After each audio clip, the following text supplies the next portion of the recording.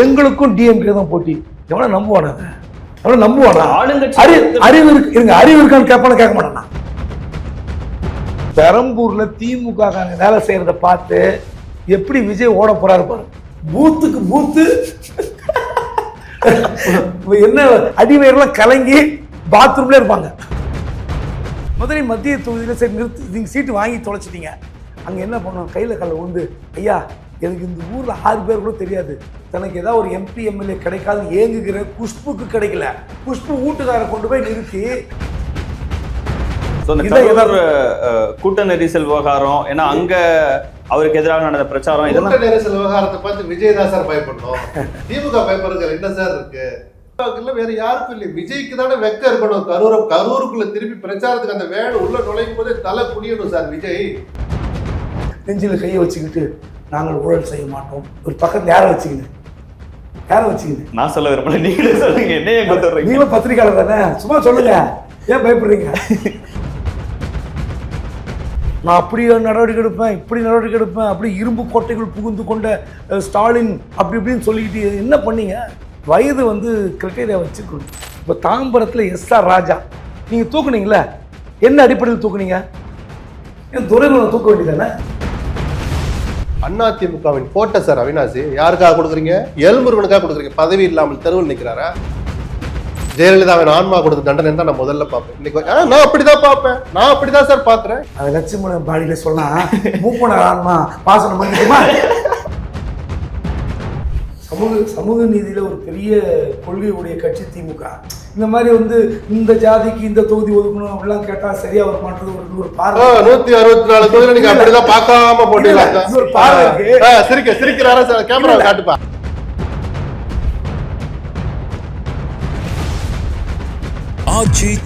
எந்த சமையலும் ருசி தேடும் ரகசியம் 20 ரூபாய். வணக்கம், இது தி டிபேட். நான் தினேஷ். சிறப்பு விவாதத்தில் இன்றைக்கு நம்ம பேச இருக்கக்கூடிய தலைப்பு ரொம்ப முக்கியமானது. ஓரளவுக்கு தமிழ்நாட்டில் 4 முனை போட்டியில் 4 முனைகள்லையும் போட்டியிடக்கூடிய வேட்பாளர்கள் யாருன்னு முக்கிய பிரமுகர்கள் யார் யாரெல்லாம் போட்டிடுறாங்கிற விஷயங்களை கட்சியின் தலைமைகள் அறிவிச்சிட்டாங்க.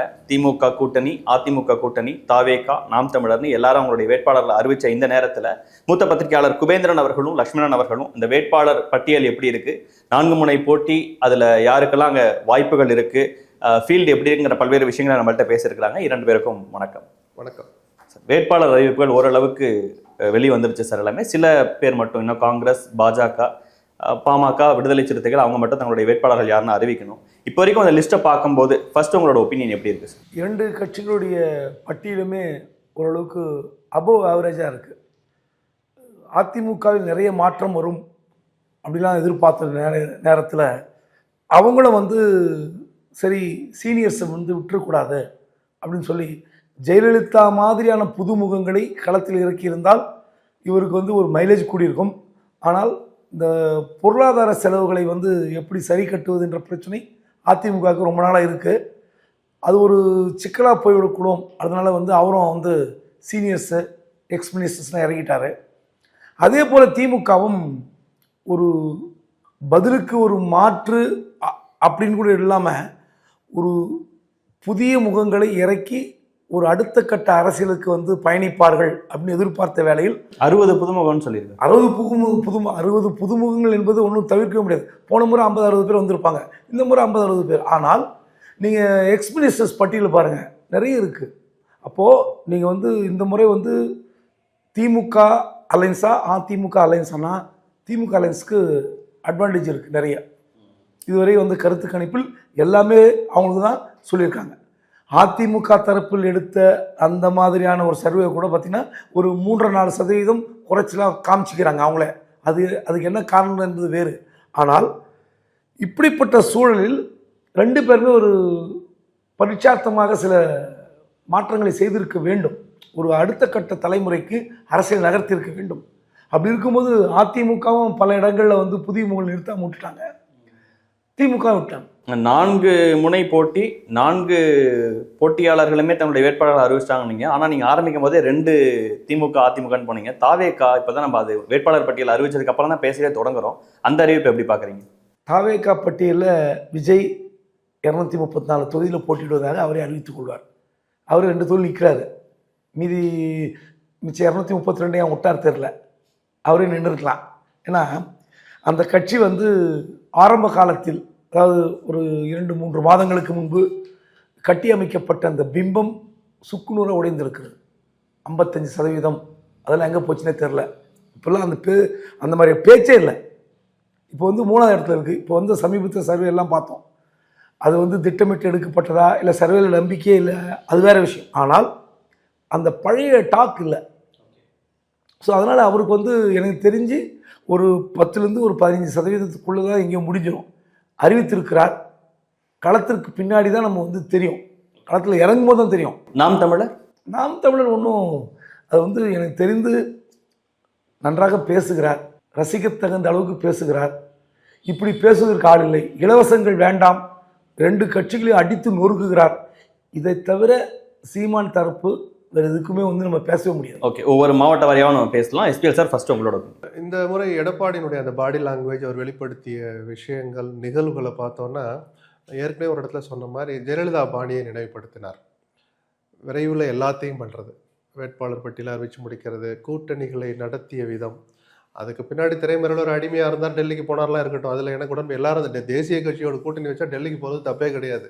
திமுகவில் இது நடக்குது, அதிமுகவில் அது அஃப்கோர்ஸ் கொஞ்சம் அதிகமாக கூட நடக்கலாம். அங்கே போய் தான் நடக்கணும்னு அவசியம் இல்லை. திருச்சியிலையும் தான் பேச்சுவார்த்தை நடந்தது, சென்னையில் பேச்சுவார்த்தை நடந்தது. இதெல்லாம் வெளியே தெரியாது. பார்த்தா எல்லாம் ஒரே நாளில் நடந்த மாதிரி தெரியும். 2 வாரமாக பஞ்சாயத்து நடந்துக்கிட்டு தான் இருந்துச்சு. அதெல்லாம் நடந்ததுனால தான் ஒரே நாளில் அந்த ஒப்பந்தங்கள் போடப்படும். அந்த ஒப்பந்தம் தலைமை கழகத்தில் போட்டது தான் அதிமுககாரங்களுக்கு ஒரு உற்சாகத்தை தரும்னு நான் சொன்னேன். இதுதான் ஒரு பெரிய கட்சியினுடைய மரியாதை அங்கே தான் அடங்கியிருக்கு. எல்லாமே அறிவாலயத்துக்கு தானே போடுறாங்க. அது அவமானம்னு நினச்சா நீங்கள் ஏன் கூட்டணிக்கு போகிறீங்க? திமுகவோட கூட்டணி வச்சு அறிவாலயத்துக்கு போய் தான் சார் ஆகணும். அதே தான் அதிமுக பலவீனப்பட்டு போயிருந்தாலும் நீங்கள் அது பெரிய கட்சி, நீங்கள் தலைமை கழகத்தில் போய் கையெழுத்து போல தினகரனே போயிட்டாரு. அவர் ஒன்றும் வெக்கப்படலை. கொஞ்சம் உள் மனசு அவருக்கு ஏதாவது ஒன்று யோசிச்சிருக்கலாம். பட் ஸ்டில் நம்ம தோழமை வச்சிருக்கிறோம், நம்ம போகிறது தப்பு இல்லைன்னு ஒரு மனசாட்சி சொல்லுது. அது அதிமுக காரர் ரசிப்போம், அமமுக காரனுக்கும் ஒரு சந்தோஷம் இருக்கும். ஜெல்லாகிறது அங்கே ஒரு ஈஸியாக நடந்துன்னு சொல்லலாம். அதுக்கு நேர்மாறாக திமுக கூட்டணியை நடத்திய விதத்தில் பல விமர்சனங்களை தோழமை கட்சிகளே வந்து பொதுவெளியில் வச்சுட்டாங்க. கமலஹாசனுக்கு 2 இடத்த கொடுத்துட்டு போகிறனால ஒரு பிரச்சனை இல்லை, அவரும் சரி 2 வாங்கி நம்ம கட்சிக்காரனை யாராவது எம்எல்ஏ ஆக்குன்ற அந்த ஒரு சிந்தனை இல்லாமல் ஒரு தியாகத்தில் தானே விட்டாரு. அது தியாகம் இல்லை, துரோகம். அது ஏன் நீங்கள் எம்பிஐ நல்லா உட்காந்துக்குவீங்க, இவ்வளோ நாளாக உங்களோட பயணிச்ச 2 பேர் எம்எல்ஏ ஆக்கணும்னு உங்களுக்கு தோண வேணாமா? சரி, அவர் டார்ச் லைட்டே நின்று போறான்னு ஸ்டாலின் அதை கொஞ்சம் பெருந்தன்மையாக பார்த்தீங்கன்னா ரொம்ப ஆச்சரியப்பட்டேன். ஸ்டாலினுடைய பெருந்தன்மை இந்த 15 நாட்களில் எங்கே போனது அப்படிங்கிற கேள்வி கேட்க வைக்கிற மாதிரி சில நிகழ்வுகள் நடந்தது. சரி, அது அரசல் புரசலாக இருக்கும் பார்த்தா திருமாவளவன் போட்டு உடைச்சிட்டார். சிறிய கட்சிகளை இப்படி வற்புறுத்துவது சரியல்லைன்னு பொதுவெளியில் போட்டு உடைச்சார். அது அவரும் தவிர்த்திருக்கணும். ஏன்னா சொல்லிட்டு அவர் மேடையிலையும் திமுக வரணும், திமுக மேடையில் இவர் போய் ஓட்டு கேட்கணும். இந்த கசப்புகள் அதிமுகவில் வரும்னு நினச்சிக்கிட்டு இருந்தபோது அவங்க சுமூகமாக போயிட்டாங்க. அங்கே கொந்தளிப்பு இருக்குது, அது வேற. இங்கே அது நடந்தது. எடப்பாடி கிட்ட இன்னொரு ப்ளஸ்ன்னு பார்த்தா நீங்கள் சொன்ன மாதிரி யாரையும் அவரால் விட்டு கொடுக்க முடியலைங்கிறது ஒன்று. சில முன்னாள் அமைச்சர்கள் பல பேருக்கு வாய்ப்பு இல்லாமல் என்னன்னா பணத்தை பிரதானமாக பேசிட்டார். நாடாளுமன்ற தேர்தல் வர்றபோது பணம் யாருக்கு இருக்கு அவங்க வேட்பாளர் பண்ணார். வடபழனியில் வைத்தியம் பார்த்துட்டு இருந்தார் ஒருத்தர், தூத்துக்குடியில் போய் கேண்டிடேட் ஆக்குனார். தனி மனிதராக நான் விமர்சிக்கல. அதிமுக வரலாறு அப்படி கிடையாது. ஜெயலலிதா ரொம்ப சாதாரண ஆளையும் எம்எல்ஏ ஆக்குவாங்க, மந்திரி ஆக்குவாங்க சார். புரியுதுங்களா? கட்சிக்கு புது வரவு தலித் இளைஞர்களை தலித்த திருச்சியில் நிற்க வச்சு அவரை மந்திரியாவாக்குவோம், எம்பி ஆக்கும். எந்த துணிச்செல்லாம் ஜெயலலிதாவுக்கு இருந்தது. எல்லாருமே ஜெயலலிதா மாதிரி ஆக முடியாது. அப்போ என்ன சொன்னார்னா, எம்பி தேர்தலாம் இப்படி இருக்கு, நான் எம்எல்ஏ தேர்தலுக்கு செலவு பண்ணணும்னாரு. எல்லாம் புரிஞ்சுக்கிட்டாங்க. சரி, அண்ணனுக்கு டார்கெட்டாக தான். இப்போ வேட்பாளர் தேர்வை பற்றி பேச்சு வந்த போதெல்லாம் பணம் இருக்கிறவன 10 கோடி இருக்கா வாங்க இப்படி கேட்க ஆரம்பிச்சார். எல்லா கட்சியும் அப்படிதானே, நான் 10 கோடி தரேன் எல்லா கட்சியும். அப்போ நீங்க எம்பி தேர்தல் அப்ப சொன்னது என்ன ஆச்சுன்னு மாவட்ட செயலாம் மருக ஆரம்பிச்சிட்டாங்க. இந்த அதிமுக வேட்பாளர் யாரும் நம்ம தனித்தனியா சொல்லக்கூடாது. ஒரு 10-15 பேர் காசை போய் கட்டினவங்களுக்கு தகுதி இருக்கா இல்லையாங்கிறோட பணம் கட்டிட்டா கொடுத்துடலான்னு கொடுத்துருக்குறாங்க. அதனால் வாய்ப்பை இழந்த விவிஐபிக்கள் பல பேர் இருக்கிறாங்க. அது ஒரு பார்வை. திமுக குபேந்திரன் சொன்ன மாதிரி சீனியர்ல அவரால் புறக்கணிக்க முடியல. நீங்க விஜயனுடைய வேட்பாளர்கள் ஆவரேஜ் வயசு எடுத்து பார்த்தா 35 தான் இருக்கும். 75 தாண்டினா கூட அவங்களுக்கு நான் ஸ்லாப் வைக்க மாட்டேன்னு ஸ்டாலின் நடந்துக்கிட்டது. அல்ல, அவர் நினைச்சும் அவரால் அமல்படுத்த முடியாமல் போனது ஒரு மைனஸ் தான் நான் சொல்லுவேன். ஒரு கட்சியில ஒரு மிக்சரா தானே கொண்டு முடியும். ஒரு 60 புதுமுகங்கள், யங்ஸ்டர்ஸ் கொஞ்சம் பேரு, 120 பேர் வந்து கிராஜுவேட்ஸ், சீனியர்ஸோட படிச்சவங்க எல்லா கட்சியிலும். நாம் தமிழர்ல எத்தனை பேர் படிச்சவங்க இருக்கிறாங்க? நிச்சயமா இருக்காங்க. படிச்சவங்கிறது எல்லா கட்சியிலும் இருப்பாங்க. நீங்க ஏதாவது ஒரு மெசேஜை கட்சிக்காரர்களுக்கு நம்பிக்கை கொடுக்குற மாதிரி கொடுத்தீங்களா? 87 வயசுல துரைமுருகன் கொடுக்கணுமா? துரைமுருகன் தகுதியில உச்சத்துல இருப்பார். ஸ்டாலினை விட தகுதியானவர் சட்டமன்ற அனுபவத்துல. அந்த தனி மனிதனுக்குள்ளேயே நான் வரல. 87 ஆனாலும் விட்டு கொடுக்க மாட்டேன், 81 82 ஆனாலும் முத்துசாமி விட மாட்டோம் அப்படின்னா, முத்துசாமி எல்லாம் அந்த கட்சிக்கு கிடைச்ச வரம் கூட எடுத்துக்கோங்க. நம்ம அந்த கிரெடிபிலிட்டிக்குள்ளே வரல. ஏஜ் ஃபேக்டர்னு ஒண்ணு நினைச்சிங்களா? 75 ஃபிக்ஸ் பண்ணீங்களா? அந்த விஷயத்துல ஸ்டாலினால் தான் நினைச்சதை சாதிக்க முடியல. ஏன்னா துரைமுருகனை பணம் கட்டாதீங்கன்னு ஒரு இன்ஸ்ட்ரக்ஷன் போச்சு கட்சியில இருந்து. துரைமுருகன் அதை மீறி கட்டார். கட்சி கட்டுப்பாட்டை, கட்சி விதித்த கட்டளையை துரைமுருகன் மீறினார். மீறிய துரைமுருகனை இவரால் வேடிக்கை தான் பார்க்க முடிஞ்சதே தவிர, எல்லோரும் எழுந்து நின்று அந்த வேட்பாளர் பட்டியலில் அறிவிக்கிற போது அவர் லேட்டா வரார். எல்லாரும் உட்கார வச்சு அவரை காட்பாடிக்கு அறிவிக்க தான் முடியுதே தவிர, கட்சி கட்டளையை மீறிய துரைமுருகனை உங்களால் நடவடிக்கை எடுக்க முடியல. நடவடிக்கைன்னா கட்சியோட நினைக்க போற இல்ல. ஸோ அந்த இடத்துல அவர் கொஞ்சம் தான் நினைச்சதை சாதிக்க முடியல. அப்கோர்ஸ் அந்த அனுபவம் திருப்பி கட்சிக்கு பயன்பட தான் போகுது. இந்த ஒரு விஷயம் தான் அங்கே கவனிக்க தகுந்த விஷயமா இருக்கு. தாவேகா நாம் தமிழர் நான் ஏற்கனவே சொன்ன மாதிரி சும்மா போற போக்குல சும்மா மேடை பேச்சுக்கு அலங்காரத்துக்கு சொல்லாம நான் 50% பெண்களுக்கு கொடுப்பேன்னு சொன்னார். சொன்னபடி கொடுத்தார். ஏதோ ஒரு நாள் 2 நாளெல்லாம் அந்த நீங்க பட்டியலை நிரப்ப முடியாது. இதை ஃபில் இன் த பிளாங்க்ஸ் கிடையாது. ஒரு தொகுதியில் யாரு, என்ன கம்யூனிட்டி, ரிசர்வேஷனு, இப்போ இங்கே கொடுக்கலன்னா அங்கே யாரு, அவன் மாவட்ட செயலராக இருக்கான், அவனுக்கு அந்த தொகுதி வேணும். இந்த ஈக்குவேஷன்லாம் பார்க்குறதுக்கு 2 மாதம் ஹோம்ஒர்க் பண்ணியிருப்பார். அதன்படி 2 விஷயத்தில் நம்ம சீமான பாராட்டணும். தனியாக நிற்பேன்னு சொன்னார், சொன்னபடி நின்னார். பலன் கொடுக்குமா கொடுக்காதாங்கிறது வேற. அவருடைய உறுதியை நான் சொல்கிறேன். 50% பெண்களுக்கு தருவேன்னு சொன்னார். மிகச்சரியாக 50%. ஒரு 2 குறைஞ்சிடுச்சு, கொஞ்சம் பார்த்துங்க. இப்போ திமுகவா அதிமுகவா 10% கூட கொடுக்கல சார். 18 வேட்பாளர்கள் திமுக. நான் என்ன சொன்னேன்? 10%. நீங்க 18 21 வந்து சார், அதுக்குள்ள வரல. ஒரு 10% கூட பெண்களுக்கு கொடுக்கலாம். நீங்க விமன் ரிசர்வேஷன் பில்லை பத்தி ஸ்டாலின் ட்விட்டு போடுறாரு முந்தா நாள். இது இந்த லட்சணத்துல நீங்க அமல்படுத்துவீங்களா, தேர்தல் நடந்துட்டு இருக்கும் நீங்க உள்ள திருட்டுத்தனம் பண்றீங்க அப்படின்னு ஒரு இதை போட்டு அம்பலப்படுத்துறாரு. அவ்வளவு ஆர்வம் இருக்கிற திமுகனால செய்ய முடியல. இதெல்லாம் அவங்க கவனிக்கணும். வேற 50% நான் தருவேன்னு சொல்ற சீமான அந்த பெண்கள் கவனிப்பாங்களா? இளம் பெண்கள் திமுக கவனிப்பாங்களா? அதிமுக கவனிப்பாங்களா? அந்த ஒரு பார்வையும் தவிர்க்க முடியாது. பட் இதெல்லாம் தாண்டி இந்த 15 நாள் பிரச்சாரம் இருக்குல்ல, அதுதான் ரொம்ப முக்கியம். இதெல்லாம் சில நாள் கூத்து. வேட்பாளரே சில நாள் சின்னம் பேசும், அந்த வேட்பாளருடைய வேலை தான் பேசும். இந்த எலெக்ஷன்ல இப்ப வேட்பாளர் அறிவிக்கும் போது ஒரு விசில் புரட்சி நடக்க போகுது. எகைன் உங்களுக்காக நான் வந்திருக்கேன், எவ்வளவு ஃபேஸ் பண்ணிட்டு இருக்கேன்னு உங்களுக்கு தெரியும். விஜயை விட முக்கியம் எதை சொல்றேன், விஜய் புரட்சின்னு அவர் சொல்லல, விசில் புரட்சினா. சின்னத்துக்கு பொதுவா தேர்தல் அரசியல்ல சின்னத்துக்குன்னு ஒரு பங்கு இருக்கு, மிகப்பெரிய பங்கு இருக்கு. இது ரொம்ப ஈஸியா போய் சேர்ற சின்னம். ஸோ அந்த தான் பார்க்கணும். இந்த 234 வேட்பாளர்ல குறைஞ்ச 4 பேர் தோழமை கட்சி. அவர் வெளியில அறிவிக்கல. விஜய் கட்சியில சின்ன சின்ன கட்சிகள் ஒரு 4 பேர் இருக்கிறாங்க. 230 பேர் அவங்க கட்சி வேட்பாளர்கள் தான். 15 நாள் சொன்னேன் பிரச்சாரம். 10 நாளில் தெரிஞ்சிடும் விஜயனுடைய இம்பாக்ட் என்னன்னா.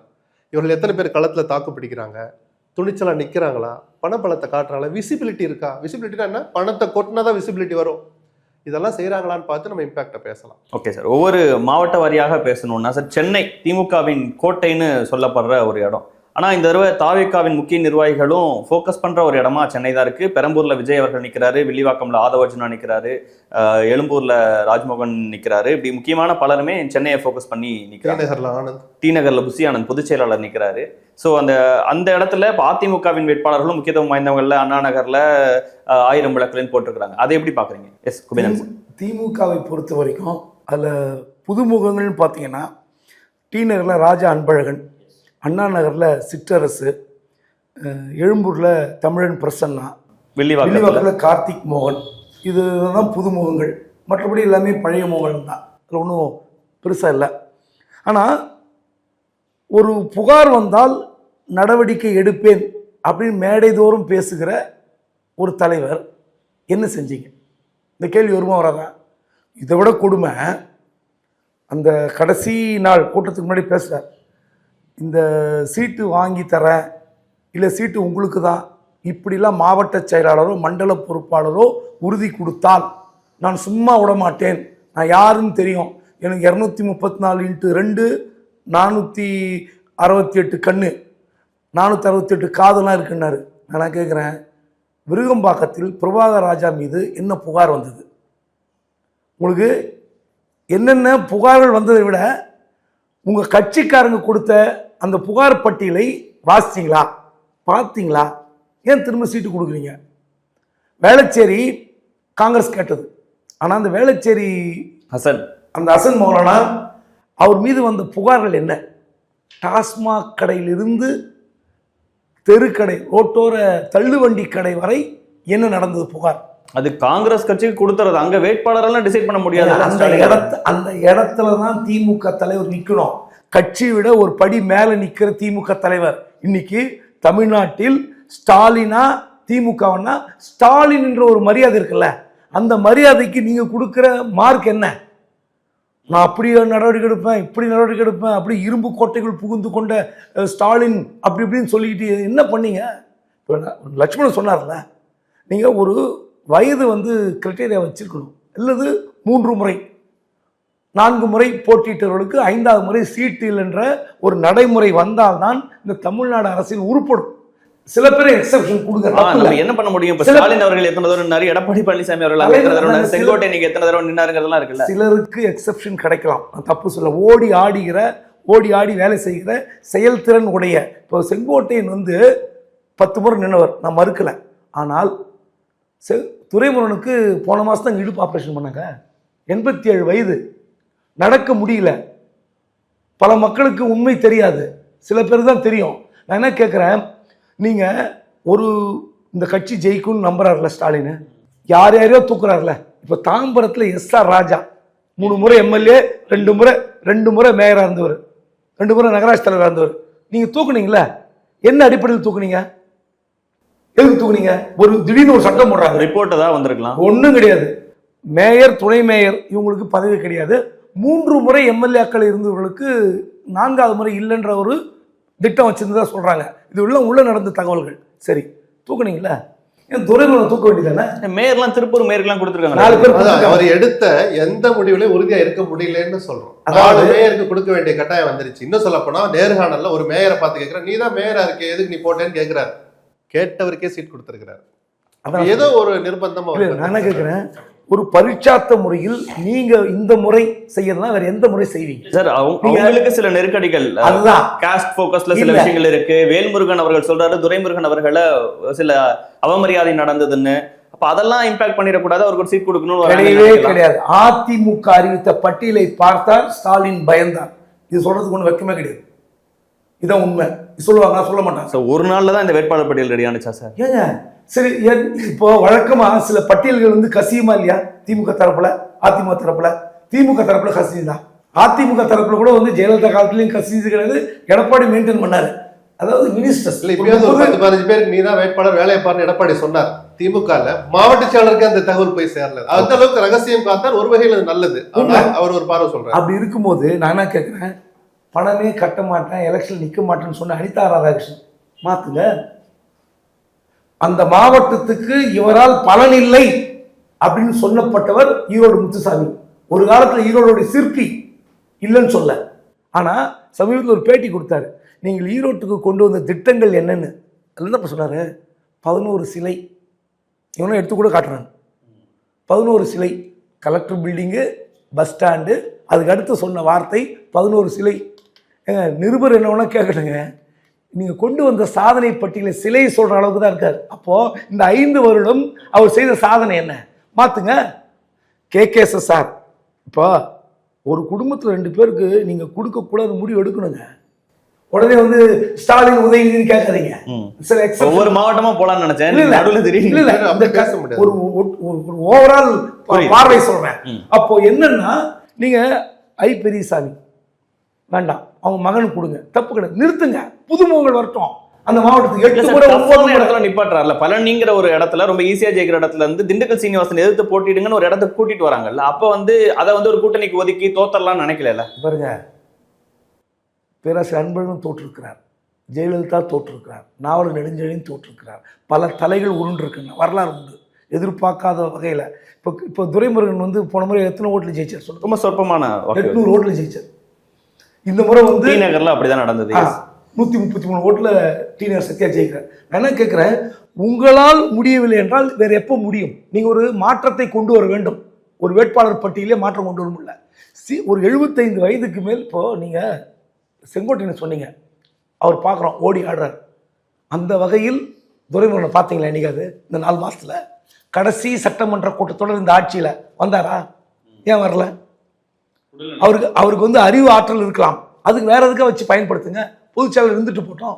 ஓகே. இப்போ சென்னையில் கொடுத்த அந்த புது இடங்கள், இப்போ தமிழன் பிரசன்னாவுக்கு ரொம்ப நாட்களாக அவருக்கு ஒரு வாய்ப்பு கொடுக்கப்படலன்னு சொன்னாங்க. அவரை எழும்பூர்ல, ஆனால் பரந்தாமன் அவர்களுக்கு மாற்றா தாம்பரம்ல ராஜா அவர்களுக்கு வாய்ப்பு கொடுக்கல, காஞ்சிபுரத்துல எழிலரசன் அவர்களுக்கு வாய்ப்பு கொடுக்கல. இப்ப சிட்டிங் எம்எல்ஏக்கள் சிலரா மாத்திருக்காங்களே, அதை எப்படி பாக்குறீங்க? இல்லை, இதெல்லாம் வந்து அப்பப்போ மாறக்கூடிய விஷயம் தான். நீங்க போன முறை பரந்தாமனுக்கு எக்மோர் முன்னாடி எங்க இருந்தாரு? எக்மோர் பூந்தமல்லியில போட்டிட்டாரு. அதனால மாற்றங்கள் ஒரு தவிர்க்கவே முடியாது.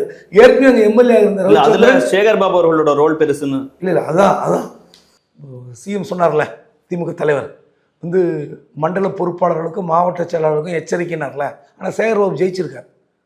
அவருடைய 5 தொகுதியில் முதலமைச்சர் போட்டியிடுகிற தொகுதி உள்பட அவர் கண்ட்ரோல்ல இருக்க 5 தொகுதியில் அவர் ஜெயித்து விட்டார். காரணம், அவருக்கு துறைமுகம், எழும்பூருக்கு தமிழன் பிரசன்னா, திருவிக நகரில் ரவிச்சந்திரன் முன்னாள் எம்எல்ஏ எழும்பூர் வாங்கி கொடுத்துருக்கார். அப்போ அந்த அளவுக்கு வேற எந்த மாவட்ட செயலாளருக்கும் இல்லாத வாய்ப்பு சேகர்பாபு கிடைத்திருக்கிறது.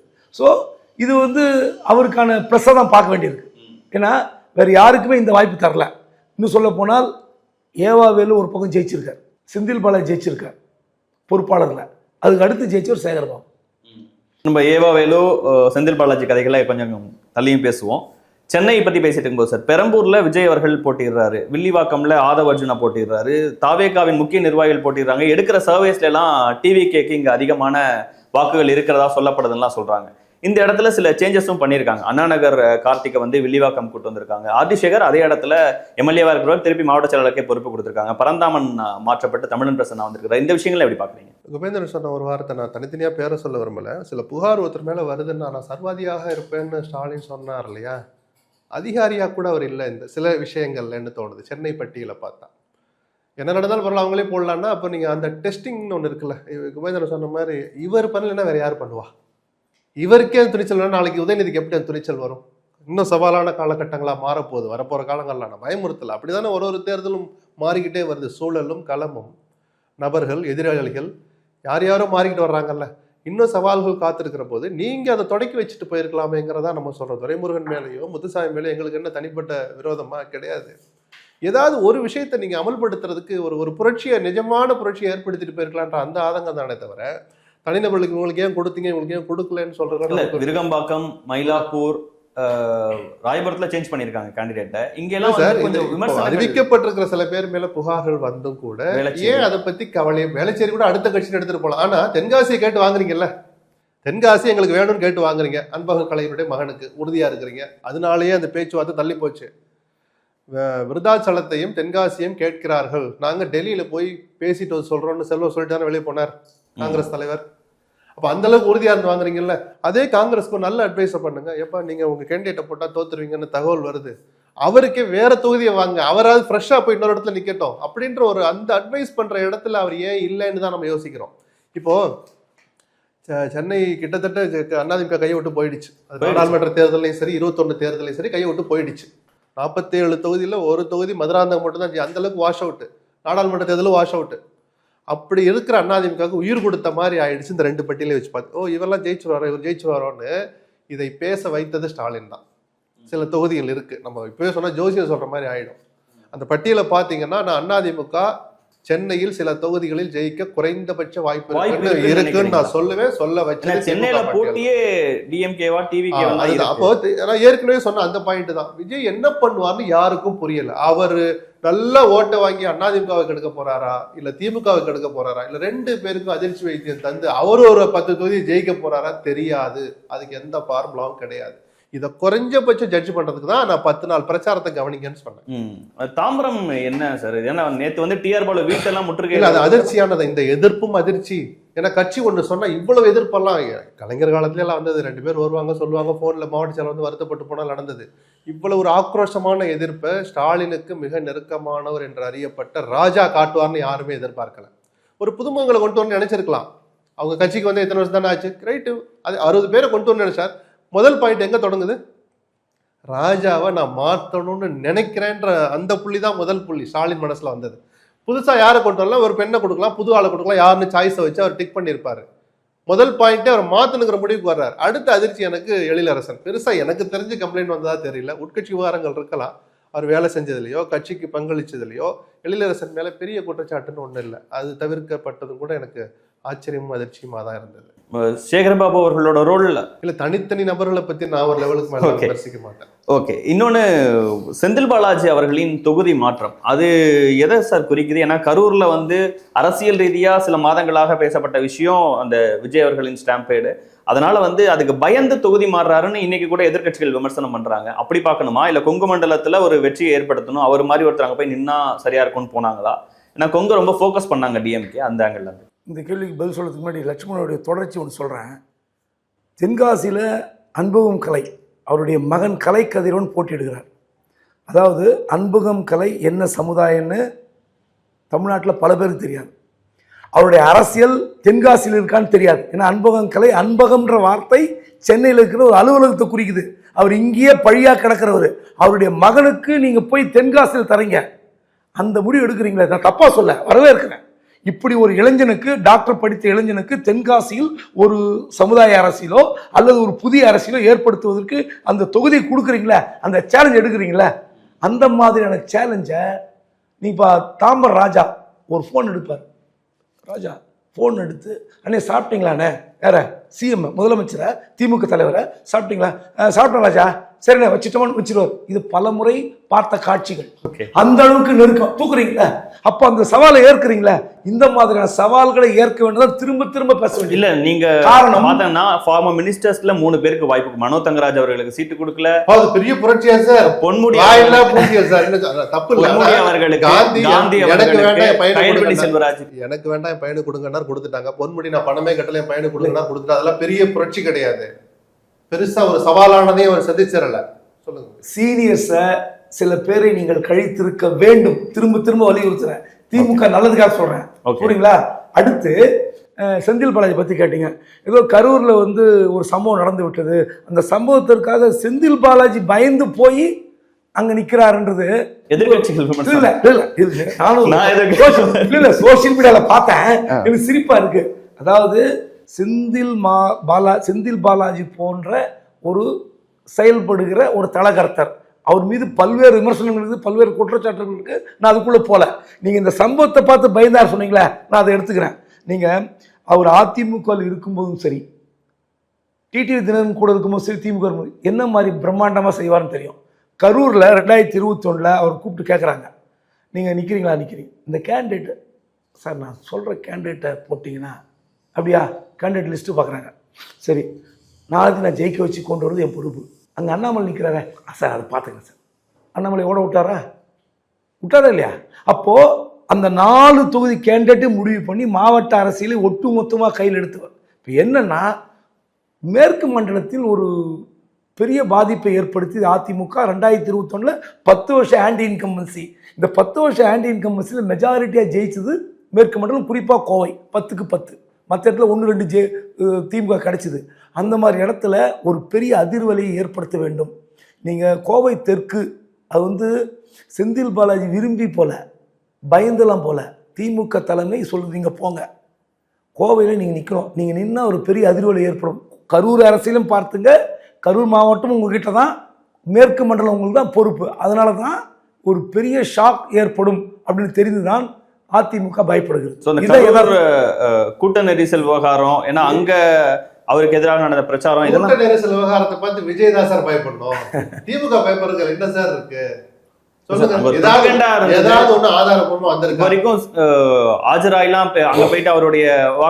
நீங்க சொன்ன அந்த பாயிண்ட்டுக்கு பயப்படுற அவசியம் திமுக வேற யாருக்கும் இல்லை. விஜய்க்கு தானே வெக்க இருக்கணும். கரூருக்குள்ள திருப்பி பிரச்சாரத்துக்கு அந்த வேன் உள்ள நுழையும் போதே தலை குனியணும் சார் விஜய். வேற யாருக்கும் அதுல பொறுப்பு குற்றத்தை விஜய் மேலேயே குற்றத்தை சுமத்த முடியாது. அவர் வெக்கப்பட்டுதான் தலை குனியணும்னு நான் சொன்னேன். இந்த ஊருக்கு நம்ம வராம விட்டுட்டோமே, 41 பேர் இறந்த பிறகு துக்கத்துக்கு 2 மாசம் கழிச்சு கூட நம்ம போகலையே, பணத்தை வர வச்சு கொடுத்தோம், அதுக்கப்புறம் ஒரு மரியாதைக்காக போனோமா போகலைன்னு அவர் தான் வெக்கப்படணுமே தவிர செந்தில் பாலாஜி போகணும்னு அவசியம் இல்லை. இவர் சொன்ன மாதிரி ஒரு தாக்கத்தை ஏற்படுத்தினா போறாங்க. 21 10க்கு 10 ஜெயிச்ச பிறகு அடுத்த ஒரு வருஷத்துல உள்ளாட்சி தேர்தலில் 95% வெற்றி, 95 வார்டு ஜெயிக்கிறாங்க 100 வார்டுல. கோயம்புத்தூர் சிட்டியில அதிமுகவின் கோட்டையில ஒரு வருஷத்துல அவ்வளவு பெரிய ஓட்டையை போடுறாரு அந்த பொறுப்பு அமைச்சருங்கிற அந்த அடையாளத்தை வச்சுக்கிட்டு. சிறைக்குள்ள இருக்கிறப்பதே கரூரையும் ஜெயிக்கிறாங்க, கோயம்புத்தூரையும் ஜெயிக்கிறாங்க. எந்த கோயம்புத்தூர்? கம்யூனிஸ்ட் நின்னாங்க, அண்ணாமலை நிற்கிறார், சவாலை நான் எடுத்துக்கிறேன்னு சொல்லி அந்த கோயம்புத்தூருக்கு கொடுத்து கம்யூனிஸ்ட திண்டுக்கலுக்கு அனுப்பிட்டு சவாலான தொகுதியை நீங்க வாங்குங்கன்னு சொல்லி ஜெயிக்க வச்சவர் செந்தில் பாலாஜி. ஸோ அவர் உழைப்பின் பேர்ல தலைமைக்கு இருக்கிற நம்பிக்கை எனக்கு தெரிஞ்சு கிட்டத்தட்ட 7 மண்டல பொறுப்பாளர்களை போட்டாங்க. அதில் ஒரு 80% கொடுத்த லிஸ்ட்டை அப்படியே ஏத்துக்கிட்டாருன்னா எனக்கு தெரிஞ்சது மேற்கு மண்டலம் தான். காரணம் செந்தில் பாலாஜி மீது இருக்கிற நம்பிக்கையை விட அவருடைய உழைப்பின் மீது ஸ்டாலின் வச்சிருக்கிற இல்ல அதிமுகவும் பயங்கரமா போக்கஸ் பண்ற வெற்றி பெற முடியும் நம்புற தொகுதி. அவங்க வெளியிட்ட முதல் வேட்பாளர் பட்டியல் 23 பேர் கொண்ட பட்டியலையும் பெரும்பான்மையானவர் கொங்கு மண்டலத்துல எம்ஆர் முக்கிய தலைவர்கள் இருக்கிறனால அதை தவிர்க்க முடியாது. தங்கமணி, எடப்பாடி பழனிசாமி எல்லாரும் வந்துட்டாங்க. அப்ப அந்த இடம் அவங்களாலையும் வந்து ஈஸியா ஜெயிக்க முடியும்னு நினைக்கிற இடம் தானே. அப்ப ஃபைட் எப்படி இருக்கும்? அதனாலதான் செந்தில் பாலாஜி கூட இங்க எடுத்துறாங்க. இதுக்கு ஒரு துணிச்சல் வேணும் சார். நீங்க தொகுதி மாறது பயந்துட்டு போனாருங்களே, இங்க ஈஸியா ஜெயிக்க முடியும் சார் அவரு. ஆனா இப்ப 2 மடங்கு மெனக்கிடணும். எம்ஆர் விஜயபாஸ்கர் நீங்க குறைச்சு மதிப்பிட முடியாது. அவர் பெரும் பணபலத்தோடு இந்த காத்து வாழ்வா சாவா நிலையில தான் அவர் இருக்கிறார். ஏன்னா இந்த தடவை விட்டாச்சுன்னா அவரும் தொய்ஞ்சு போயிடுவார், கட்சியினரும் அவர் ஒரு மாதிரி ஆயிடும். அது அண்ணாதிமுக பொதுவாகவே சொல்லுவேன். கரூரை பொறுத்த வரைக்கும் 2 பேருக்குமான எனிமிட்டி உலக அறிஞ்சது, எம்ஆர் விஜயபாஸ்கருக்கும் செந்தில் பாலாஜிக்குமானது. அவர் இல்லாத அவர் இன்னைக்கு கொஞ்சம் கொண்டாடுவார். ஆனாலும் அதெல்லாம் கடைசி நல்லதான் அந்த வேட்பாளர் கொண்டு போய் தன்னுடைய சாய்ஸா செந்தில் பாலாஜி குறிப்பிட்டார். அதை தலைவர் ஏத்துக்கிட்டாருன்னு சொல்லுவாங்க. ஏன்னா அங்கே நடக்க போற அந்த ரிசல்ட் மற்ற 3 தொகுதியிலையும் எதிரொலிக்கும்.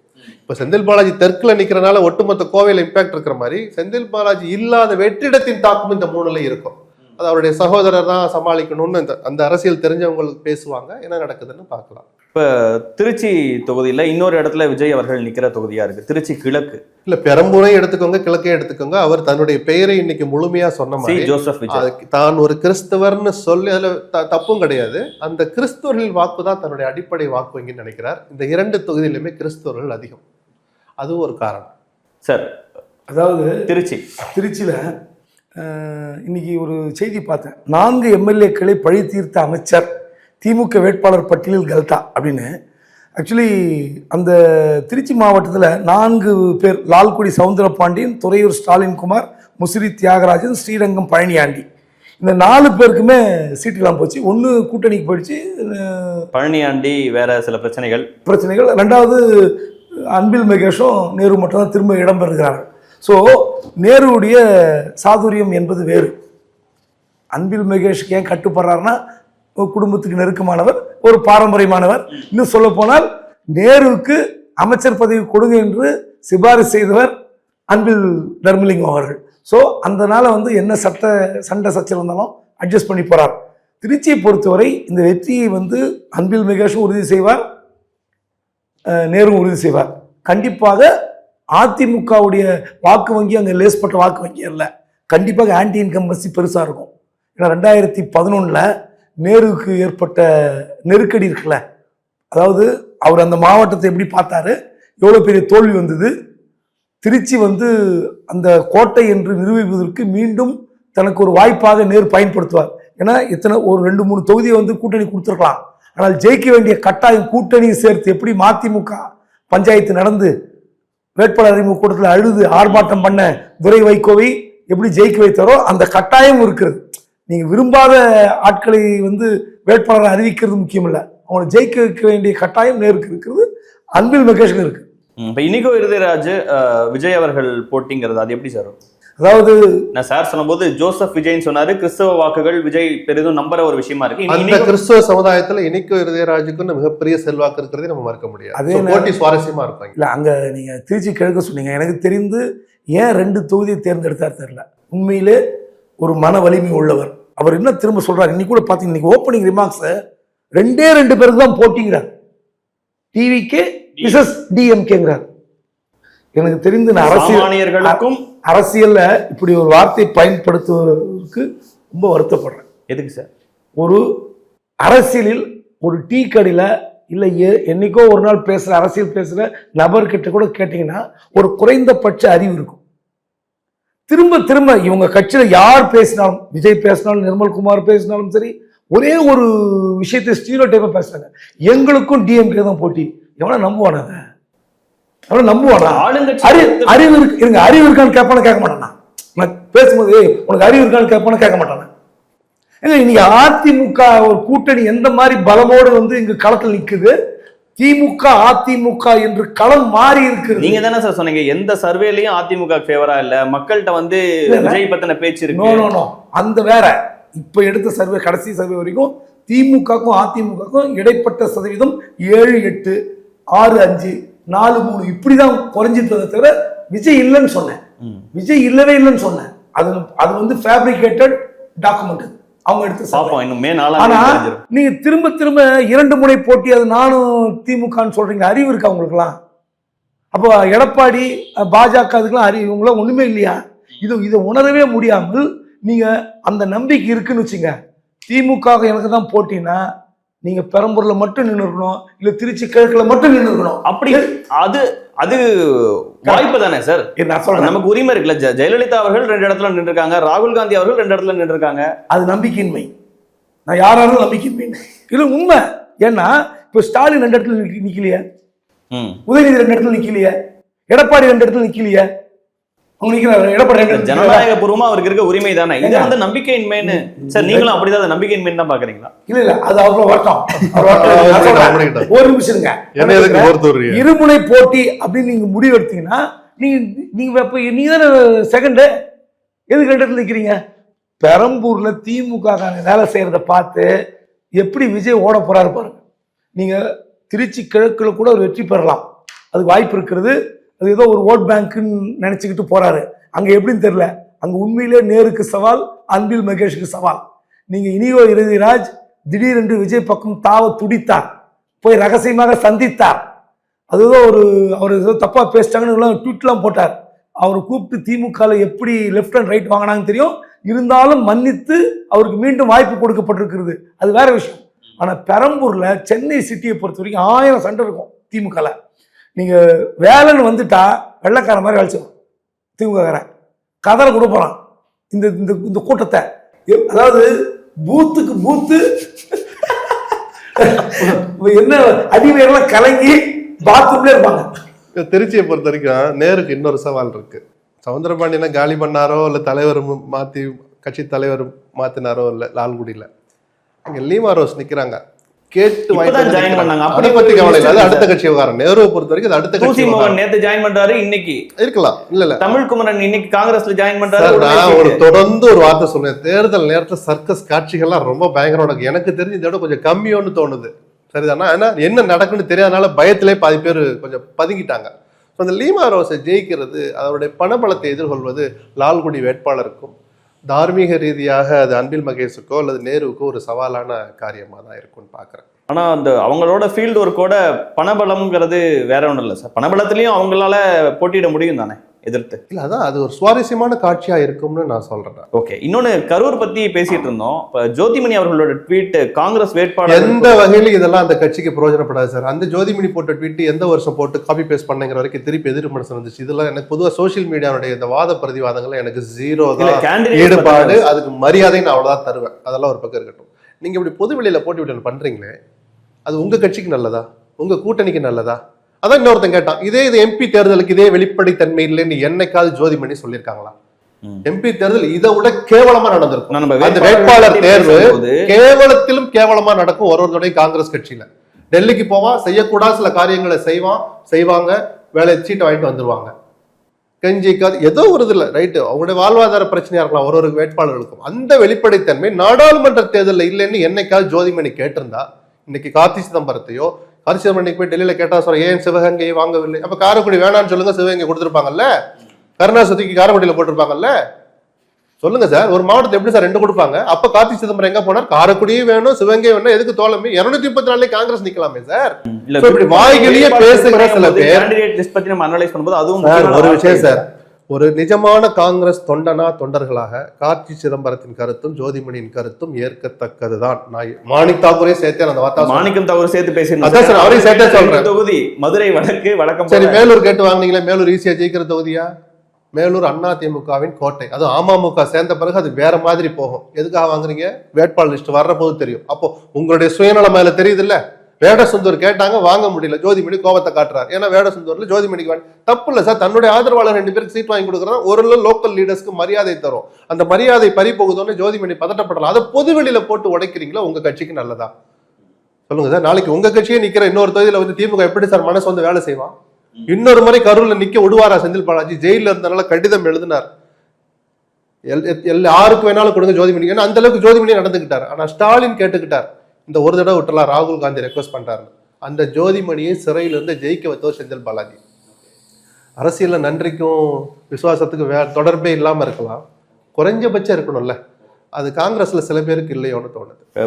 புதுக்கோட்டையில விராலிமலை தவிர மற்ற எல்லாத்தையும் அதிமுக கூட்டணி கட்சிகளுக்கு கொடுத்துருக்காங்க. ஆலங்குடியும் தவிர.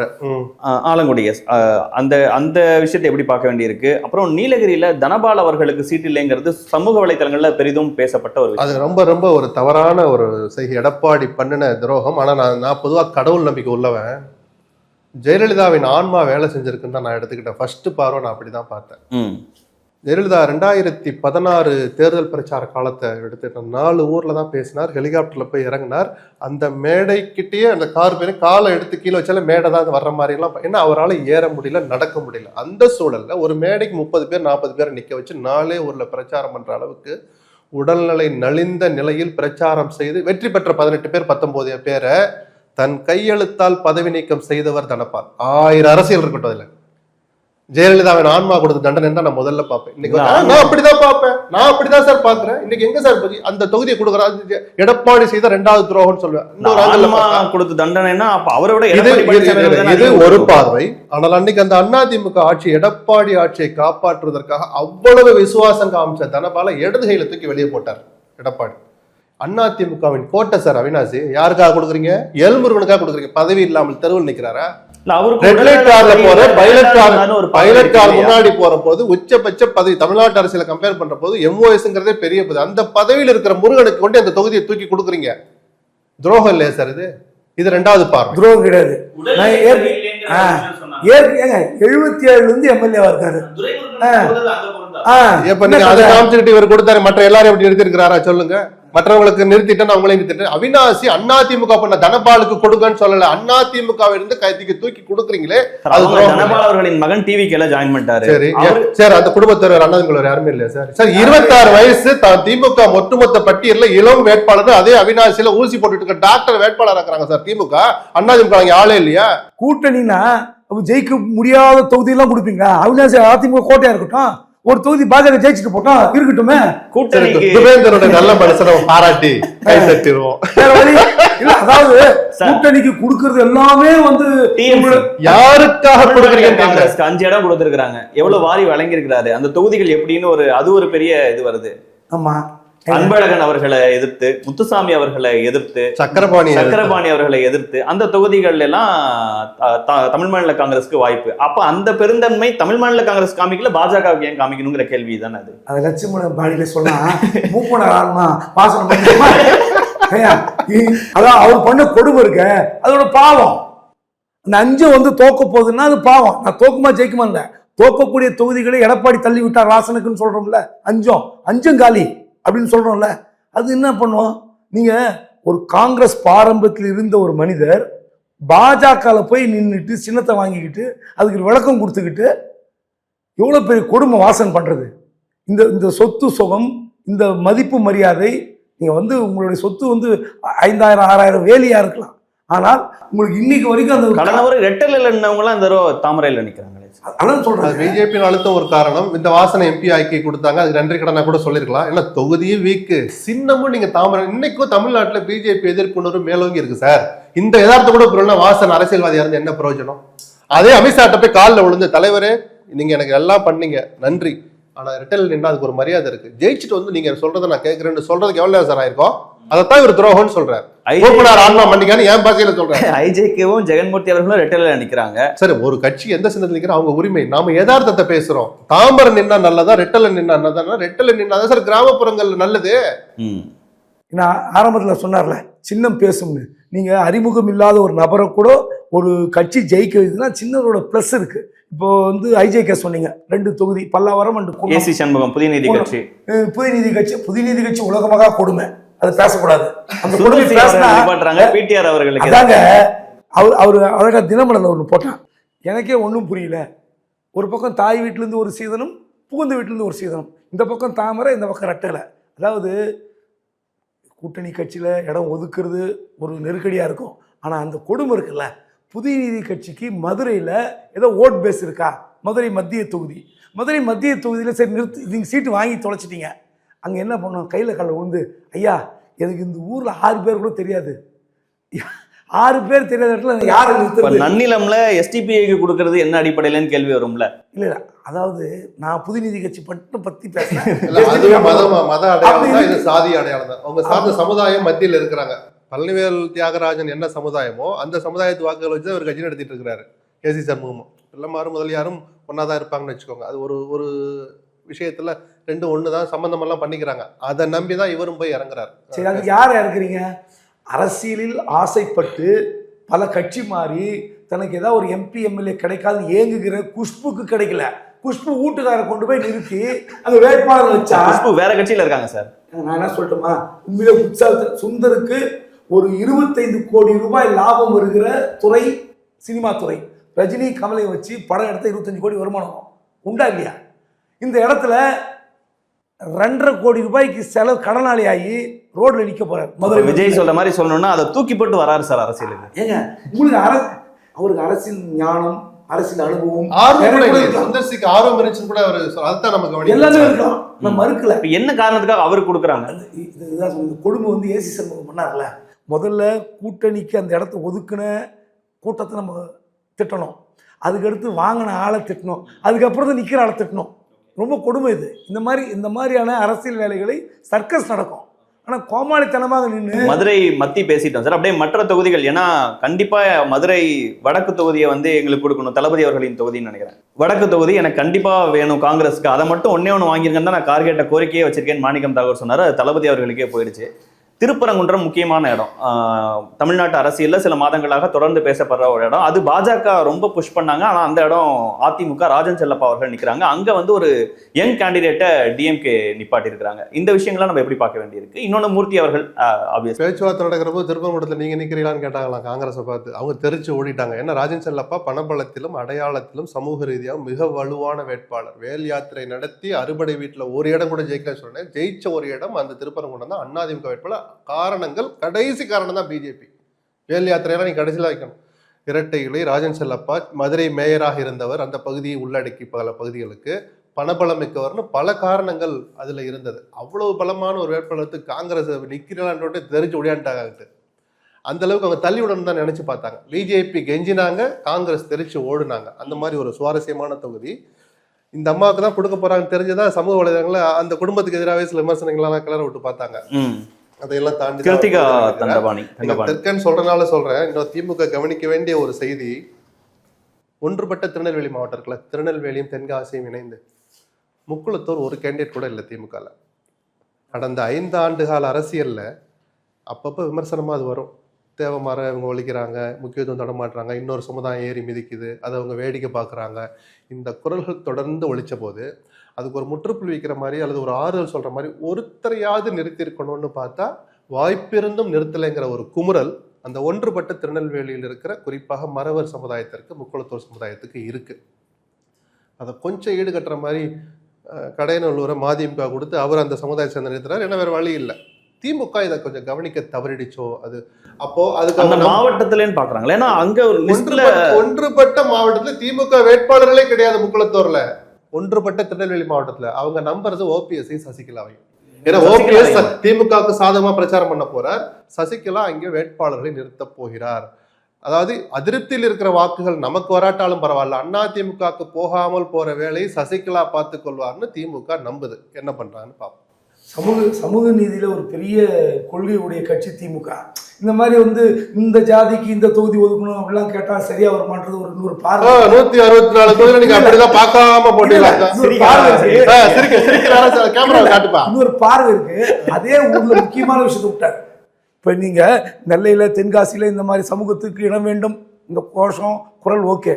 ஏங்க திருநெல்வேலியில அந்த மேயர் பட்டப்பாடு, உள்ளாட்சியில் பட்டப்பாடு எவ்வளோ கேவலமாக இருந்தது. திரும்ப அப்துல் வகாபியா சீட்டு கொடுக்குறீங்க. அப்துல் வகாப் தான் இத்தனை காரணம். ஏன் உங்களுக்கு வேற கேண்டிடேட் கிடைக்கல? திரும்ப திமுக இந்த பிரச்சனை இருக்கு. அப்போ நீங்க எத்தனை பிரச்சனை வந்தாலும் பரவாயில்லன்னு சொல்லி திரும்ப அப்துல் வகாப் கொடுக்குறீங்கன்னா பவர் சென்டர்ல சார் இங்கதான் சிக்கல். திரும்ப போய் நான் இன்னும் சொல்லட்டுமா, அப்பாவு அவர்களுக்கு நான் இன்னும் சொல்லி முடிச்சிடுறேன். இந்த மாதிரியான ஆட்களுக்கு பாடம் போட்டணுங்க. நீங்க ஒரு 10-20 கவுன்சிலரை வச்சுக்கிட்டு மேயர் ஆட்டி படைக்கிற அந்த திமிர்த்தனத்தை அடக்கி ஒடுக்கணும். அப்பதான் ஒரு கட்சி தலைமைக்கு ஒரு மரியாதை வேணும். பல இடத்துல இந்த பிரச்சனை இருக்குது. காஞ்சிபுரத்தில் இருக்குது, திண்டுக்கல் இருந்தது, இல்லைன்னு சொல்ல. ஆனால் இப்படிப்பட்ட பிரச்சனையை கிளப்பி 3 அமைச்சர்கள் போய் அப்துல் வகாபை கார்னர் பண்ண பிறகு எல்லா வார பத்திரிகை செய்தி டெய்லி பத்திரிகை பாருங்க, அப்துல் வகாப் பேர் தான் அடிபட்டது. அப்ப திரும்ப சீட்டு கொடுக்குறீங்களே, இந்த பிரச்சனை பேசணும்ல. ஒரே ஒரு தொடர்ச்சியா சொல்றேன். அவர் அங்கிட்டு திரும்பி பேசுறாரு, நான் சிரிச்சதை கவனிக்க முடியல, என்னால சிரிப்பு அடக்க முடியல. அப்துல் வகாப் சிட்டிங் எம்எல்ஏ, மாவட்ட செயலாளர், அவர் மேல ஏன் நடவடிக்கைகள் கேட்கும்போது எனக்கு சிரிப்பு தான். ஏன் தெரியுமா? அவர் சொன்ன அதே கவுன்சிலர் பிரச்சனையில மேயர் தேர்தல் வருது, பழைய ஆளை ரிசைன் பண்ணா புதிய வரும்போது அதை எதிர்த்து ஒரு கேண்டிடேட் போடுறான். திமுக கவுன்சிலராக இருந்த ஒருவர் எதிர்த்து போட்டி போடுறார். அதுக்கு ஒருத்தர் வழிமொழியணும். அந்த வழிமொழிஞ்சு ஒரு லேடி போய் கையெழுத்து போடுறாங்க, திமுக கவுன்சிலர். அந்த கவுன்சிலர் இன்னைக்கு வரைக்கும் நீக்கல சார் திமுக இருந்து. அப்புறம் இப்ப புரியல, சர்வாதிகாரி எங்க போனார்? மாவட்ட செயலாளர் எம்எல்ஏவா இருக்கிற வகாப்பை கை வைக்கிறல, அப்புறம் விடுங்க, அது அவர் பார்வை. அது ஒரு கவுன்சிலர் கூட கட்சி விட்டு நீக்கல. கொஞ்சம் ஸ்லிப்பா இருந்தா திமுக தோக்குது சார் மேயர் தேர்தல்ல. ஸ்டாலினுடைய கன்னத்தில் அரைஞ்ச மாதிரி இருக்கும் அரசியல் ரீதியா. அந்த முடிவு மட்டும் நடந்திருந்தா அவ்வளவு நெருக்கடி வந்த பிறகும் அடுத்த நாள் கூட அவங்களை கட்சி விட்டு நீக்கல, இன்னைக்கு வரைக்கும் நீக்கல சார். எனக்கு என்ன பிரச்சனைனா, திமுகவில் கலைஞர் சில விஷயங்கள்ல சார் நெல்லை பேசிட்டோம், முக்கியமான நீங்க கேட்டுட்டு முடிச்சா நீக்கு போக்க நடந்துப்பார். அந்த மாவட்டத்தை சம்பந்தப்பட்ட செய்தி தான். நீங்கள் திமுகவில் காலங்காலமாக அரசியல் செய்கிற சில பேர் அரசியல் வாழ்க்கை ஒரு முறையாக கிடைத்து விடாதா, நமக்கு பின்னாடி எம்எல்ஏ எம்பின்னு போட்டுக்க மாட்டோமான்னு ஏங்குகிற ஒரு அரசியல்வாதி இருப்பான், உண்மையில உழைக்கக்கூடியனா இருப்பான். நீங்கள் இப்படிப்பட்ட கிரைட்டீரியா வச்சுக்கிட்டு மனோஜ் பாண்டியன், வைத்திலிங்கம், ஓபிஎஸ், நான் கேட்குறேன், ஒரு 5 வருஷம் கூலிங் பீரியட் வச்சுங்க. கட்சியில் சேர்ந்தோன்னு எதுக்கு மனோஜ் பாண்டியன், வைத்திலிங்கம், ஓபிஎஸ்? சார் எப்படி சார் ஓ பன்னீர்செல்வம் முன்னாள் முதல்வருக்கு இருக்கட்டும், வயசு 80 விட்டுருங்க. நான் கேட்குறேன், என்ன இல்ல சார், அவங்க எல்லாரும் ஒன்னா இணைஞ்சிருந்தாங்கன்னா கூட 3 சீட்டு கொடுத்துருக்க மாட்டாங்கல்ல சார்? இல்லைங்க, அதான் கேட்டீங்களா? இல்ல, இது ஒரு பார்வை. இன்னொரு பார்வை, அந்த 3 பேர் திமுக எம்எல்ஏக்களாக போறவங்க. ஆனால் அந்த 3 தொகுதியிலையும் லட்சுமணன், போடி லட்சுமணன் 5 வருஷம் காத்திருக்கிறார். போன தடவை உள் பிரச்சனைகளால தோல்வியை தழுவினார். இந்த இடையாவது ஆயிடும்னு காத்துட்டு இருந்தார் இல்லையா? அந்த மாதிரி ஆலங்குளத்திலையும் நாட்டிலையும் காத்திருந்த ஒன்றிய செயலாளர், நகர செயலாளர்கள் அவருடைய வாழ்க்கையை, அவங்க நிலைமையை கொஞ்சம் யோசிச்சு பாருங்க. சொல்ற நியாயமான கருத்து. இந்த பெர்சன்டேஜை கொஞ்சம் குறைக்கணும். அதில் நான் ஒரு கருத்தை இப்போ சொல்லிடுறேன். மதிமுக பிரிஞ்சு போயிடுச்சு. கலைஞர் என்ன சொன்னார், மதிமுகலேருந்து ஒரு ஆளாக சேர்ந்துட்டு இருந்தாங்க. என்னங்க மதிமுகலேருந்து எல்லாரும் சேர்த்துட்டு இருக்கிறப்ப கலைஞர் சொன்னார், அது மதிமுகலேருந்து வரல, மறுபடியும் திமுகவுக்கு வந்திருக்காங்கன்னாரு. அது மாதிரி இவர் அதிமுக சேர்த்துருக்கல, ஏன் தெரியுமா சேர்க்கிறாரு, அவங்களும் திமுக தான் அப்படிங்கிற மாதிரி சேர்க்கிறாருங்கிற மாதிரி ஆகி போச்சு. இது ஒரு லெவலை தாண்டுனா எதிர்கால, ஏன்னா எம்பியா இருந்தவர் தங்க தமிழ்ச்செல்வன் அங்கிருந்து வந்தவர் சொல்ல வேண்டாம். அந்த உழைப்பை சேர்ந்த இயக்கத்துக்கு தந்து அடையாளப்படுத்துறவங்களை பத்தி கேள்வி ஒண்ணு. வாரிசு அரசியல் பேசுற போது ஏன் டிஆர்பி ராஜா மேலே, ஐபி செந்தில்குமார் மேலே பெருசா விமர்சனம் வர மாட்டேது? வாரிசு என்கிற அடையாளத்தோடு அந்த பதவி வாங்கி, அதன் காரணமாக வாங்கி கத்தி புத்தி நடந்திருந்தாலும் அடாவடி பண்ணியிருந்தாலும் இந்நேரம் காணாம போயிருப்பாங்க. 2 பேருமே தங்களுடைய திறமையை நிரூபிச்சனால அடுத்தடுத்து நிக்கிறாங்க. அடுத்தடுத்து ஐபிஎஸ் அவர்கள் குறித்து கேள்வியும் கேட்டாரு. திண்டுக்கல்ல எதுக்கு அப்பா தான் நிக்கிறாரு, வலுவான வேட்பாளர். போது அண்ணா திமுகவுக்கு அடையாளம் கொடுத்த முதல் தொகுதி, ரெட்டலை அறிமுகப்படுத்தி ஜெயிச்ச தொகுதி சார். அதுல திண்டுக்கல் சீனிவாசங்கிற ஒரு பலமானவர். அவர் இன்னைக்கு எவ்வளவு பணபலத்தை வேணாலும் செலவு பண்ற அளவுக்கு ஏற்கனவே அடிச்சு கையில வச்சிருக்கிற கட்சி. நீங்க வயதானவர்கள்னு பல லிஸ்ட்ல சொன்னீங்க. ஐபி அவர்கள் அண்ணா இல்ல, நான் அதனால 75 தான் வைக்கணும். ஏதாவது ஒரு இடத்துல கட் பண்ணுங்கிறேன். ஐபிக்கு 74 ஆச்சு 76 ஆச்சு பத்தி எனக்கு அவ்வளவு உழைக்கிறாரா? முதல்ல ஒரு ஸ்லாப் வைக்கணும் சார். செல்வாக்கு இருக்குன்னா எக்ஸம்ஷன் கொடுங்க. துரைமுருகன் சட்டமன்றம்னா அவர் அவ்வளவு ஆர்வப்படுறவர், அவை முன்னவருங்கிற பதவிக்கு மிக பொருத்தமான நபர். கடைசி கூட்டத்தொடருக்கு போய் நான் கலந்துக்கணும் இல்லையோன்னு தெரியல, நான் சொன்னதா போய் சொல்லுன்னு அப்பாவுக்கிட்ட சொல்லி அனுப்பிச்சு சபாநாயகர் அப்பாவை அவருடைய வார்த்தைகளை வாசிச்சாரு. அந்த அளவுக்கு உடல் நலிவிட்டு இருக்கிற துரைமுருகனுக்கு தேர்தல் அரசியல் அவசியம் தானான்னு தான் நம்ம கேட்கிறோமே தவிர, துரைமுருகனுக்கு ஏன் கொடுத்தீங்கன்னு அந்த வெறுப்பு பார்வை நம்ம பார்க்கல. ஏதாவது ஒரு இடத்துல ஸ்லாப் வைங்கிறோம். சரி, 80க்கு மேல இல்லைன்னா சொல்லுங்க, 75க்கு மேல இல்லைன்னு சொல்லுங்க, அதுல ஒரு எக்ஸெப்ஷனையும் கொடுங்க. இன்னொன்னு, கனிமொழி கருணாநிதி அவர்கள் அசம்பிளிக்கு வருவாங்க, அவங்க ஒரு இடத்துல நிப்பாங்கன்னு தொடர்ந்து அவங்களுக்கு விருப்ப மனு பல பேரும் தூத்துக்குடி பக்கத்துல எல்லா தொகுதிக்கும் விருப்ப மனு கொடுத்தாங்க, எங்க தொகுதியில நிப்பாட்டுங்க. அவங்களுக்கு வாய்ப்பு இல்லை. நீங்க கண்ட்ரோல் பண்ண முடியல அப்படின்லாம் சொல்றீங்கன்னா, கனிமொழி அவர்கள் கேட்ட இவ்வளவு அழுத்தம் வந்ததுக்கு அப்புறமும் சீட்டு கொடுக்காம இருக்காருல்ல? அவங்க ஏதோ எந்த பதவியும் இல்லாம இல்ல, அதுல இருக்கிற சிக்கல்களை சொல்லி புரிய வச்சிருப்பார். கனிமொழி எனக்கு கொடுத்தா ஆச்சு, நான் கட்சியை உடப்பே, கட்சியை விட்டு வெளியே போகலாம், அவங்க போராட்ட கொடியெல்லாம் தூக்கல, அவங்க நினைச்சிருக்கலாம் அவங்க. அல்லது எல்லாரும் இங்க இருக்கிற நீங்களும் வாங்கன்னு அவங்க ஆதரவாளர் சொல்லியிருக்கலாம். அவங்க தாயினுடைய உடல்நிலையை மனசுல வச்சு, நான் சென்னையில் இருக்கேன் கூட அவங்களுக்கு ஒரு தனிப்பட்ட குடும்ப சூழலும் காரணமா இருந்திருக்கலாம். அதை அடக்கிட்டனாலே அதை அடக்கிட்டார் பாத்தீங்களான்னு சொல்ல வேண்டாம். ஏன்னா அவர் அங்கே மிக பொறுப்பான ஒரு இடத்துலையும் பதவியிலையும் இருக்கிற ஒருத்தர், கட்சியிலையும் நல்ல ஒரு இடத்துல வச்சிருக்கிறாங்க. ஏன்னா மற்ற சில விஷயங்கள்ல தன்னை ஈக்குவலா நடத்தலைங்கிற வருத்தம் அவருக்கோ அவருடைய ஆதரவாளருக்கோ இருக்கலாம். அது தனிக்கதை. வேட்பாளர் லிஸ்ட்ல அவ்வளவு சீரியஸா வாதிக்கிற அளவுக்கு கனிமொழி போர்க்கொடி உயர்த்தவில்லை. இல்ல நீங்க ஒருவேளை நீங்க கேட்ட கேள்விக்கு இன்னும் சரியான வகையில பதில் சொல்லணும்னா சார் தான் ஓப்பனா பேசுறாரு. கனிமொழி அவர்கள் திருச்செந்தூருக்கோ ஸ்ரீவைகுண்டத்துக்கோ இல்ல தூத்துக்குடிக்கோ பணம் கட்டியிருக்கும். நீங்க மாநில அரசுக்கு வருவதற்கு கனிமொழிக்கு ஆசை இருக்கலாம், தப்பு இல்லை. அவங்க இல்லை எனக்கு எம்பி பதவி வேண்டாம் ராஜினாமா பண்ணலாம், தப்பு இல்லை. ஆனால் பணம் கட்டி விட்டு அவரும் ஒரு நேர்காணலுக்கு வந்திருந்தான்னு வச்சுங்களேன், அப்போ நீங்கள் கேட்குற கேள்வி ரொம்ப பொருத்தம் ஒன்று. அதே மாதிரி கடைசி அந்த தென் மாவட்டங்களில் தூத்துக்குடி, தென்காசி, திருநெல்வேலியில் நீங்கள் அதிமுக சாதாரண இடம் போடாதீங்க. இப்போ இருக்கிற தாவேக்கால அஜிதா ஆக்னஸ் அப்படின்ற அந்த பெண்ணுக்கு இந்த முறை சீட் இல்லை. அந்த பெண்ணுடைய அண்ணன் ஒரு பக்கம் இருக்கார், தம்பி இன்னொரு பக்கம் இருக்கார், வேற விஷயம்.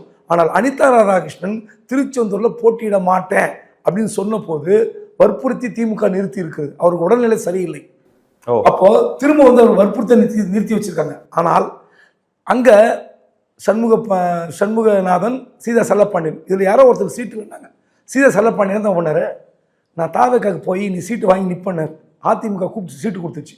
இது மட்டும் இல்லை, அங்க தென் மாவட்டங்களில் இந்த கிறிஸ்டின் சிஎஸ்ஐ டயோசிஸ் வந்து பெரிய வால்யூம். சிஎஸ்ஐ டயோசிஸ் வந்து சொன்னிச்சுன்னா திமுகவும் கேட்கும், அதிமுக கேட்கும். சீதா செல்லப்பாண்டியனுக்கு சிஎஸ்ஐ டயோசிஸ் வந்த உத்தரவைக்காக எடப்பாடி மாற்றிட்டார். இப்போ அதிமுக தூத்துக்குடி மாவட்டத்தில் நீங்கள் வந்து சண்முகநாதனுக்கும் வாய்ப்பு இருக்குது, சீதா செல்லப்பாண்டி வாய்ப்பு இருக்குது. அதே மாதிரி தென்காசிலையும் பார்த்தீங்கன்னா நீங்கள் இந்த 2-3 கேரக்டரை மாற்றிருக்காங்க. அந்த கேரக்டருக்கும் வந்து ஏடிஎம்கேல ப்ளஸ்ஸாக இருக்குது. ஸோ அங்கே 50-50 டிஎம்கேவும் ஏடிஎம்கேவும் டஃப் ஃபைட்டாக ஓகே அந்த மாவட்டங்கள். சார் இந்த விருதுநகர் சார் மாணிக்கம் தாகூர் எம்பியா இருக்கக்கூடிய தொகுதி, அந்த இடத்துல திருச்சுழி, அருப்புக்கோட்டை, விஜயபிரபாகருடையது அந்த 4-5 தொகுதிகளில் தாக்கத்தை நிச்சயமா ஏற்படுத்தும். ஏன்னா ரொம்ப நேரோவா தானே அந்த வெற்றியை அவர் கோட்டை விட்டார். இப்போ அதனுடைய தாக்கம் என்ன மறையல. அவர்கள் சார்ந்த சமுதாயத்தின் வாக்குகள் இருக்கு. தேமுதிக சேர்த்தனுடைய காரணமே சமுதாயத்து வாக்குகளை மனசுல வச்சுதான் இவர்கள் வந்தே அவனு வற்புறுத்தின அமைச்சர்ல KKSR மிக முக்கியமானவர். ஏன்னா எம்பி தேர்தலில் அருப்புக்கோட்டையில ஓட்டு கம்மியாச்சு. அதெல்லாம் மனசுல. ராஜேந்திர பாலாஜி தொகுதி மாறி நிக்கிறார் நினைக்கிறேன். ஏற்கனவே நின்ன தொகுதி நடுவில் ஒரு இடத்துக்கு போயிட்டு திருப்பி அங்கேயே வந்திருக்கிறார். ராஜபாளையம் ஜான் பாண்டியன் அவர்கள். ராஜேந்திர பாலாஜியினுடைய அந்த ஆளுமை இந்த பட்டியலில் வெளிப்பட்டிருக்கு. மாப்பா பாண்டியராஜனையோ வைகேஸ்வரனையோ மாவட்டத்துக்குள்ளே விடமாட்டேன்னு சொன்ன மாதிரி அதில் சாதிச்சுட்டார். கௌதமி சீட்டு வாங்குவார், ஒரு தன்னை விட அடையாளப்படுத்தப்படுவார், தன்னை விட பிரபலம் அப்படின்றதுனால அவரை ஒழிக்கணும்னு நினைச்சார், கூட்டணிக்கு தள்ளி விட்டுட்டார். இப்படி பல விஷயங்கள்ல தான் நினைச்ச தொழில நின்றுக்கிட்டார். அப்படின்னு பார்த்தா ராஜேந்திர பாலாஜி அந்த மாவட்டத்தில் தன் ஆளுமையை நிரூபித்திருக்கிறார். மாணிக்கத்தவர் உங்க நண்பரா? எல்லாருக்கும் நண்பர். 3-4 முறை பேர் சொல்லி கேள்வி கேட்டீங்க. இல்ல அவர் டிஸ்டர்ப் பண்ணார்ல, தப்பு இல்ல. நீங்க உங்க சார்பா அவர்கிட்ட நீங்க பேசுங்க, தப்பு இல்ல. விருதுநகர்ல அவர் எதிர்த்து போட்டியிட்ட விஜயபிரபா நிக்கிறார். ஆமா, இப்போ உண்மையிலே கட்சியா நிக்கிறார், சந்தோஷப்படுவார். இப்போ அவருக்காக போய் பிரச்சாரம் செய்யணும். நிச்சயமா கூட்டணி பலத்துக்காக நீங்க சொல்லணும். உங்க நண்பர் மாதிரி தெரியுது, சரி பரவாயில்ல. ஆனா இப்போ காங்கிரஸ் ஒரு சிவகாசி இந்த இடத்துல மாணிக் தாகூர் சேலஞ்ச் பண்ணி இந்த பாருங்க, இந்த இடத்துக்கு நான் தான் சீப் பூத் ஏஜென்ட்டாக இருந்து நான் செயல்படுவேன் அப்படின்னு சொல்லி நீங்கள் சொல்கிற அந்த நம்பர்ஸை விட அதிகமாக வாங்கி காட்டுறேன் எங்க பாருங்கன்னு சொல்லி செயல்பட்டு ஒன்றும் இல்லை, தமிழ்நாட்டில் இருக்கிற ஒட்டுமொத்த காங்கிரஸ்காரரையும் சிவகாசி திரும்பி பார்க்க வைக்கிற ஒரு குணம் அவருக்கு இருந்திருந்தால் தயவு செய்து இந்த போட்டியை சவால். அதுதான் சார், களத்துல ட்விட்டர்லயே ஏங்கிறத விட உங்க மாவட்டம் உங்க கட்சி நிக்குது சிவகாசி, அதை தக்க வைக்க வேண்டிய கட்டாயம் இருக்குன்னா நீங்க போய் வேலை செய்யுங்க. சும்மா வெறுமனையே உட்காந்து பேசுற காங்கிரஸ் ஜெயிக்க வைங்க. ஜெயிக்க வைக்கிறது மட்டும் இல்ல, நீங்களா கூலா இருங்க. திமுக போயிட்டு நான் தான் சீஃப் ஏஜென்ட், நான் பாத்துக்கிறேன்ட்டு இந்த புள்ளி ஒரு சிஸ்டம் உட்காந்து அடிக்கடி சொல்லுவார்ல, அப்போ ட்வீட் போடுவார்ல, அது வந்து 2 பேரும் தான் அது போடுவார்ல, காலையில் இப்படி படித்தது பிடித்தது போட்டு நீ ஜெயித்ததுன்னு போட்டு இத்தனை வாக்கு வித்தியாசத்தில் சிவகாசியில் காங்கிரஸ் வெற்றி அறிவிச்சுட்டு ஜெயிக்க வைக்கணும். சவால். புதுக்கோட்டை சார், அமைச்சர்கள் ரகுபதி, மெய்யநாதன், முத்துராஜா சிட்டிங் எம்எல்ஏ, செல்லப்பாண்டியன் மாவட்ட செயலாளர் இறங்குறாங்க.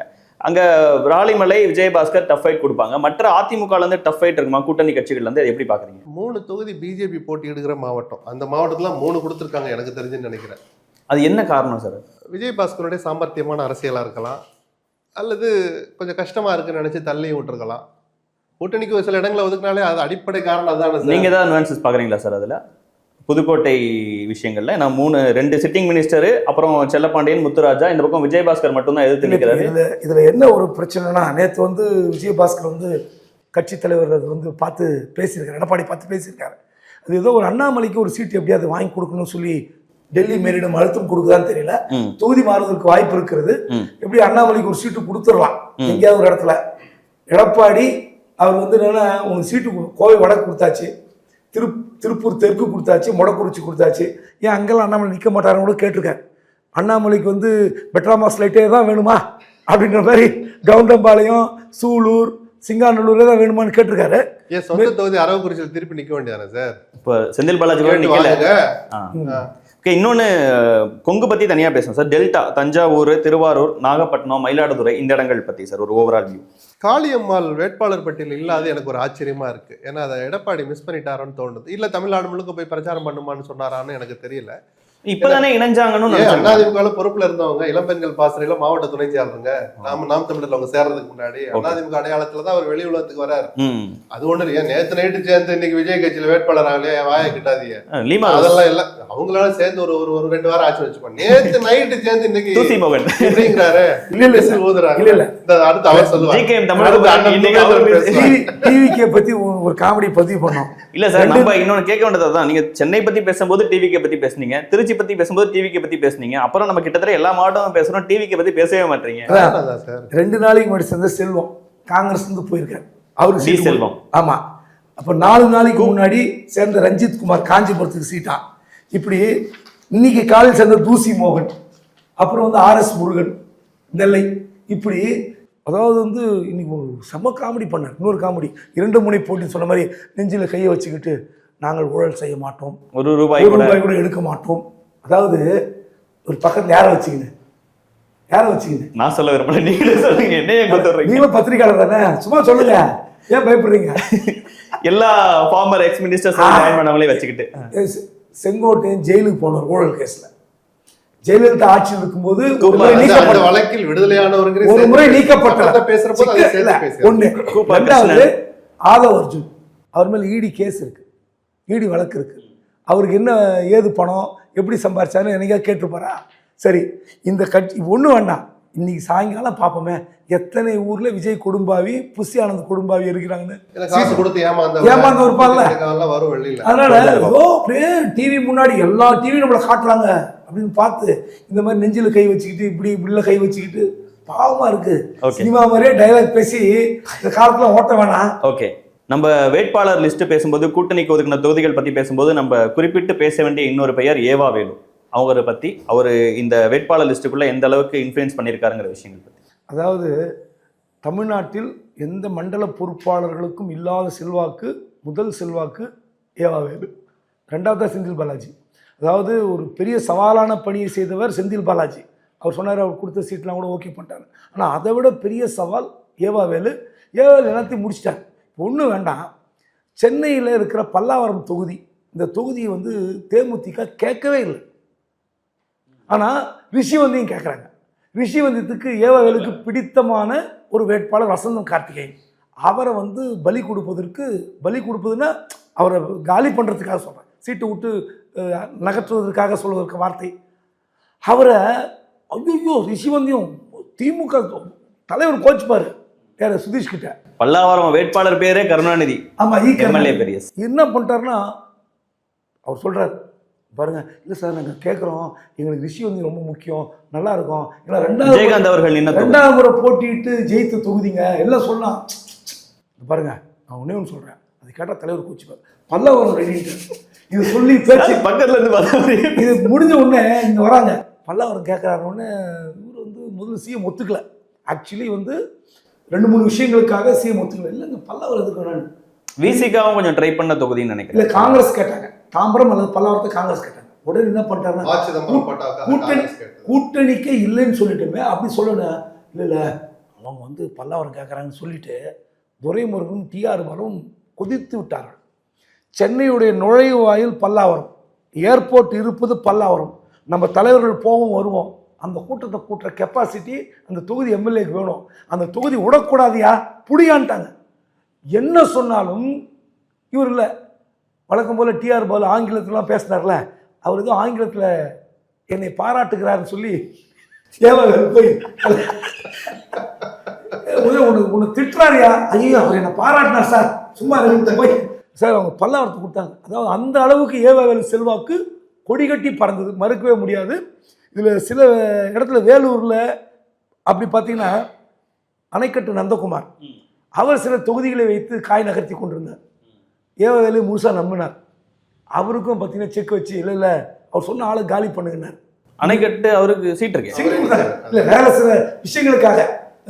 முடியாத்தும் வந்து பிரேமலதா அவர்கள் சொந்த ஊர், அங்கே வில்லேஜ் இருக்குது, அந்த தொகுதி கொடுக்க விடாமல் இவ்வளோ ட்ரை பண்ணி பார்த்துறேன் நந்தகுமார், முடியல.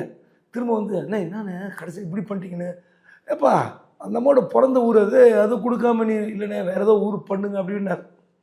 எல்லாத்தையும் சமாளித்த ஏவாவேலு வந்து தலைவராலே ஒரு லெவலில் சரி விட்டுருங்கப்பா, ஏவாவேலு முடிவாக இருக்கட்டும், அதை போய் தேமுதிகவுக்கு 10 சீட்டுங்கிறது பல பேரை டிஸ்டர்ப் பண்றாங்க. அதுக்கு அதுலயே ஏவாவேலுவோட ரோல் பெருசு அப்படின்னு இல்லை, அவரு தான் முதலமைச்சர் சொன்ன நம்பர் வேற, இவர் வாக்குறுதி கொடுத்து அழைத்து வந்த நம்பர் வேற, அது முடிஞ்சு போச்சு. சொன்ன மாதிரி எல்லா வகையிலும் ஏவாவேலு தான் இன்னைக்கு வந்து கட்சியை வழிநடத்துகிற ஒரு ஃப்ரண்ட் ரன்னராக இருந்தார். வேலு சொன்னோடனே ஞாபகம் வருது, அவர் பையனுக்கு சீட்டு கேட்டார், போலூர்னு நினைக்கிறேன். அவன் ஒருத்தனுக்காக எல்லாரும் கட்டினாங்க அந்த தொகுதியில் இருக்க நிர்வாகிகள். அது மாதிரி ராஜகண்ணப்பன், ரகுபதி, எம்ஆர்கே பன்னீர்செல்வம், தங்கம் தென்னரசு, காந்தி, இவங்க எல்லாருமே தங்களுக்கும் சீட்டு கேட்டு தங்கள் பையனுக்கும் பக்கத்து தொகுதியில் கேட்டவங்க. அமைச்சர்களாக இருக்கிற 5 பேர் கேட்டாங்க. ஸ்டாலின் ஒரு கொள்கை முடிவு எடுத்தார்னு ஒரு லைன் நடுவில் வச்சு, அதையும் நம்ம பாராட்டி தான். அந்த முடிவில் அவர் உறுதியாக இருந்தார், யாருக்குமே வேண்டான்னு.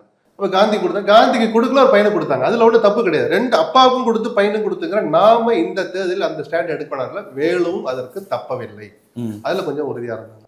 அதில் என்ன காமெடினா, சரி பையனுக்கெல்லாம் சீட் 14 அமைச்சர்கள் கேட்டாங்க, ஒருத்தர் 2 பேர் 14 அமைச்சர்கள் தங்கள் மகன்களுக்கு கேட்டார்கள். சரி 14 பேருக்கு சீட்டை கொடுத்துருவோம்.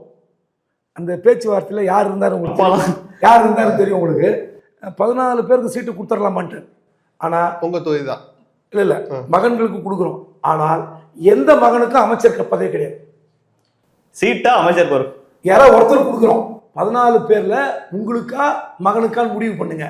ஆனா மகன்கள் ஜெயித்தாலும் ஆட்சிக்கு வந்த பிறகு அமைச்சர் பதவி கேட்கக்கூடாது. 14 மகன்களும் அப்படியே குப்புற விழுந்து அப்பாவே இருக்கட்டும், அமைச்சர் பதவி இல்லைன்னா எப்படி அப்படின்னு கையை பசைஞ்சு பின்னங்கால் பிடைகள் படம் ஓடினாங்க. இந்த கேம் வந்து ரொம்ப ரசிக்கிறேன் பண்ணி ஒரு விஷயத்த சொல்லி முடிச்சிடுறேன். நம்ம ரொம்ப பேச அது நிறைவா அதுக்கு முன்னாடி சார், இந்த காங்கிரஸ் இன்னும் சீட்டு யார் யாருக்கு என்னென்ன வேட்பாளர் அறிவிக்கல, விசிகா அறிவிக்கல, பிஜேபியில அறிவிக்கல. இல்ல இப்பவே அதை பத்தி பேசக்கூடாது. சீட்டு வந்த பிறகுதான் ஏன் இவ்வளவு டிலே ஆகுது? தேசிய கட்சிகளுக்கு நேத்து மாலை தான் எந்தெந்த தொகுதியிலே முடிவாச்சு. பாமக இந்த சைட்ல இருக்கிறவங்களுக்கு விடுதலை சிறுத்தைகள் ஆகட்டும், காங்கிரஸ் ஆகட்டும், காங்கிரஸுடைய இதை பத்தி நம்ம ஒன்னும் ஆச்சரியப்பட வேண்டியது, அதோடைய இயல்பான குணம். ஆனா ஏதோ நாளைக்கே முடிவு பண்ண போனா போதுன்னு வேட்புமனு தொடங்குற அன்னைக்காவது அறிவிக்கிறோம், நாளைக்கு ஏதோ உட்காந்து பேச போது நாளைக்கு இரவுக்குள்ள வந்துடலாம். அது வந்த பிறகு அதை பத்தி பேசுறதுதான் பொருத்தமா இருக்கும். நாளைக்கு இரவு வந்துருமா? சரி, 6ஆம் தேதி காலையில விசிகா கொஞ்சம் ஆச்சரியமா இருக்கு இன்னும் அறிவிக்காதது. நேற்று நள்ளிரவு வரைக்கும் நேர்காணலாம் நடத்தி தொகுதி முடிவான பிறகுதானே அந்த தொகுதியை சேர்ந்த சில பேர் ஒரு ஒப்புக்கன்னு இல்லை, ஒரு முறைப்படியாவது ஒரு நேர்காணல் நடத்தணும்ல. நேற்று நள்ளிரவு வரைக்கும் ஒரு நடத்தினதா கேள்விப்பட்டேன். அதெல்லாம் அறிவிக்கட்டும். நிறைவா ஓவராலா உங்களோட ஒரு கருத்து. மற்றதெல்லாம் பேசிட்டோம் நிறைய. டாக்டர் ராமதாசும் சசிகலாவும் கூட்டணி அமைச்ச போது சில பேர் சிரிச்சாங்க. ஆனா இப்ப அந்த 2 பேரும் அந்த அறிக்கையிலேயே இருக்கிற வாசகம், அந்த துரோகத்தை வேற இருக்கிற மாதிரியும் துரோகத்துக்கு பாடம் போட்டுற மாதிரிங்கிற வார்த்தையெல்லாம் அந்த முதல் அறிக்கையிலேயே வந்திருக்கும். அதுக்கு தகுந்த மாதிரி 2 பேருமே ஒரு 40-40 அப்படின்னு ஒரு முடிவுக்கு வந்திருக்காங்க. நீங்க 40 நில்லுங்க, நான் 40 நிற்கிறேன், பொருளாதார வசதி எல்லாம் பார்த்துக்கலாம் வச்சுக்கலாம். அவர்கள் ஏற்படுத்த போற தாக்கம் இருக்குல்ல, 5000 ஓட்டு அவங்க வாங்கினா கூட அது அதிமுக அணிக்கு போக வேண்டிய வாக்கு. பாமக என்கிற அடையாளத்தோடு என்டிஏக்கு போகணும், அதிமுக என்கிற அடையாளத்தோடு அதுவும் திருப்பி அதே அணிக்கு தான் போகணும். அதிமுகவுடைய வாக்குகள் தான் சசிகலா வாங்குற ஒரு வாக்கும். ஏன்னா தெற்கதான் ஒரு கேண்டிடேட் போட போறாரு.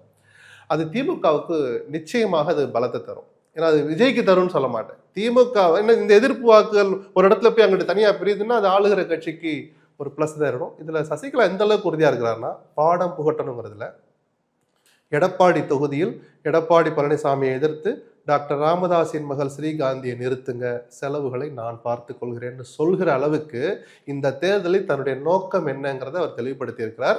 அவர் நிற்கிறாரா இல்லையோ அந்த அளவுக்கு வார்த்தைகளை வெளியிடுகிற அளவுக்கு அவர் இந்த தேர்தலில் எடப்பாடிக்கு பாடம் போட்டு நினைக்கிறார். தன் மகனுக்கு பாடம் புகட்டணும்னு டாக்டர் ராமதாஸ் நினைக்கிறார். அவர்களுடைய செயல்பாடும் இந்த தேர்தல் களத்தில் கவனிக்க தகுந்ததாக இருக்கும். ஓகே சார், உங்களோட யாருக்கு யார் பாடம் புகட்டுறதெல்லாம் வந்து அரசியல் எடுபடாது. நண்பர் சொன்னார் சில விஷயங்கள் அப்படி நடக்கலாம் நடக்காமல் போகலாம். ஆனால் ஒரு விஷயம்தான், தமிழ்நாட்டில் களம் வந்து அதிமுக திமுக, திமுக அதிமுக இப்படி ரெண்டாவதாக இருக்குது. மூன்றாவது அணி விஜய் அணி தாக்கத்தை ஏற்படுத்தலாம். நான்காவது சீமான். நல்ல வேளை நீங்கள் வந்து சசிகலா ராமதாஸ் ஒரு முனை, அப்புறம் வேல்முருகன் ஒரு முனை, கிருஷ்ணசாமி ஒரு முனை, இப்படி 7 முனை 8 முனை, ஒரு முனை கிடையாது. அவங்க சில இடங்கள்ல தாக்கத்தை ஏற்படுத்துவாங்க. இந்த முறை நீங்க நம்மளும் நிறைய தேர்தலை பார்த்துருக்கிறோம், புரியுதுங்களா? அப்படியே இந்த 30 நாட்கள் 136 186 சார் டி நகர், இந்த 30 அதுலதான் சார் வெற்றியை டிசைட் ஆனிச்சு. அதுதான் சொன்னேன், யார் யாருக்கு இந்த 30 நாட்களில் நீங்க யாரெல்லாம் பேட்டி எடுக்கிறீங்களோ இந்த 7 முனையில, அதுக்கப்புறம் 35 நாள் கழிச்சு அவங்களெல்லாம் பேட்டி எடுக்க மாட்டீங்க. நீங்க பாருங்க, பொறுத்து வந்து பார்ப்போம் சார். ஓரளவுக்கு ஒரு இந்த நேரத்துக்குள்ள வேட்பாளர் பட்டியலை எந்த அளவுக்கு ஆலோசிக்க முடியும், அனலைஸ் பண்ண முடியுங்கிறத பண்ணியிருக்கோம். இவ்வளவு நேரம் நேரத்தையும் கருத்துக்களையும் பகிர்ந்து கொண்டதற்கு மிக்க நன்றி சார். நன்றி.